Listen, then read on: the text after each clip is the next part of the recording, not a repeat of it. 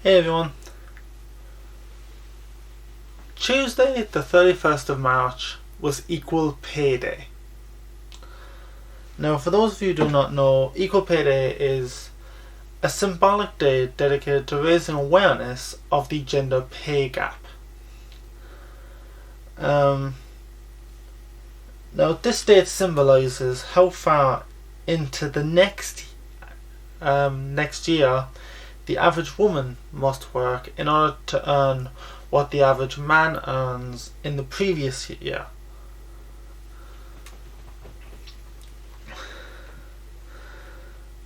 So, to celebrate,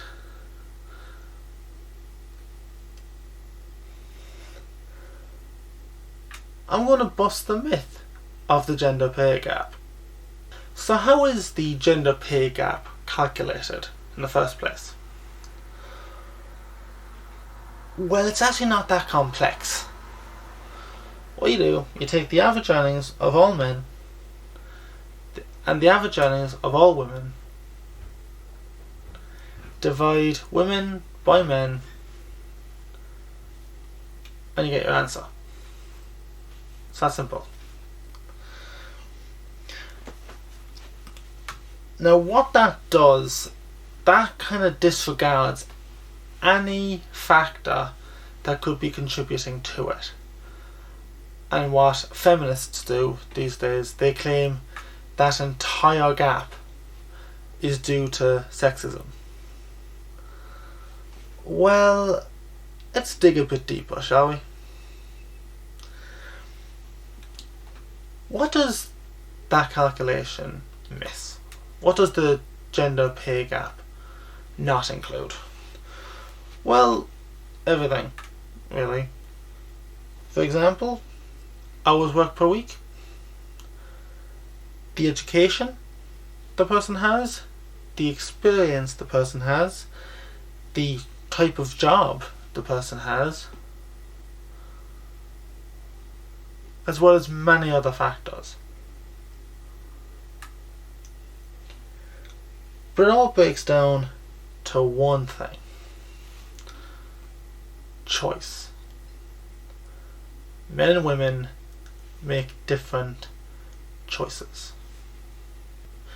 Now, the original pay gap, according to the myth, is 77 cents for every dollar a man earns. So that's 23 cents difference. But remember, that's with all those factors not included. So what happens if you do include those factors? Well, that gap shrinks massively. It shrinks to about 5 to 7 cents. And there's one reason why that little bit of gap is still there. And this is where it's the most difficult to quantify. Actually, you can't, really. And that is one simple truth. Men negotiate their wages, women do not. And actually studies show that when women do negotiate for better pay, they tend to get it. So if you're a woman and you're confident that you deserve more pay, negotiate for more pay. More than likely you'll get it. Now, despite the gender pay gap myth being debunked over and over again, it just won't die. Why not? Well, there are many reasons for it. I think one of the main ones has to do with basically the movement of feminism itself. Because the gender pay gap narrative is one of the core pillars of it. And if the gender pay gap narrative dies, not gonna lie, modern feminism will follow soon after. Because it'll make people go, well, if that one's been wrong, then how many others have been wrong?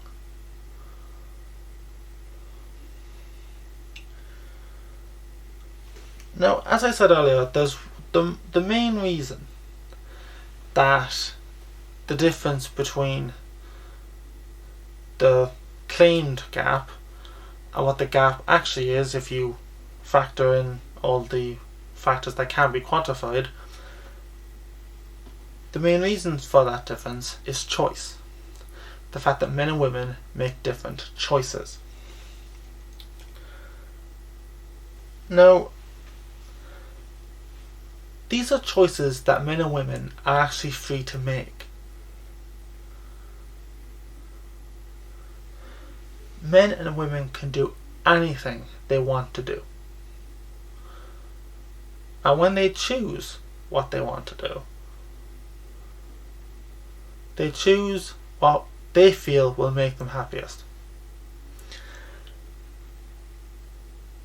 But then we get feminists saying that the reason they're making these choices is because of internalized misogyny, or that they've been conditioned from a young age to not go into scientific fields, or to